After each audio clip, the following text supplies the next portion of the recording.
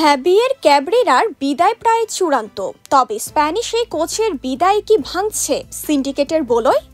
এমন প্রশ্নের উত্তর হয়তো বিশ্লেষণযোগ্য নয়, তবে সবকিছুই ইতিবাচক হয়ে দাঁড়াতে পারে যদি লাল সবুজের ড্রাগ আউটে শক্ত মেরুদণ্ডের কোনো কোচকে পাওয়া যায়।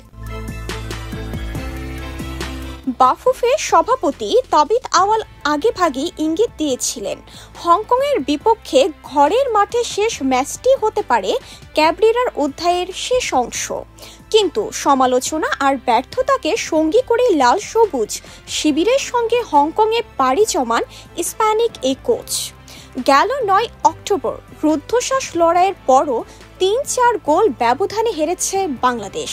সেই ম্যাচ ঘিরে সমালোচনার গণজোয়ার বয়ে যায়, তিরস্কারে কুলুষিত হন ক্যাব্রেরা। তার অযৌক্তিক একাদশ নির্বাচন, উদ্দেশ্যহীন ফুটবল দর্শনে এএফসি এশিয়ান কাপের স্বপ্ন প্রায় নিভে যায় বাংলাদেশের। এরপরও কেন ড্রাগ আউটে তিনি? উত্তর, এত স্বল্প সময়ে নতুন কেউই দায়িত্ব নিতে পারবেন না, আর কোচবিহীন দল বিদেশ সফরে গেলে মনোবল ভেঙে পড়বে। তাই নাই মামার চেয়ে কানা মামা ভালো, এই দার্শনিক আপ্তবাক্যই হয়তো চূড়ান্ত বিদায়ের আগ মুহূর্তে টিকে আছেন ক্যাব্রেরা। কিন্তু সিন্ডিকেট নামের যে রহস্যময় বলয় প্রতিটি কোণায় ছায়া ফেলেছে, ক্যাব্রেরার বিদায় কি তা ভাঙছে? উত্তর হয়তো না।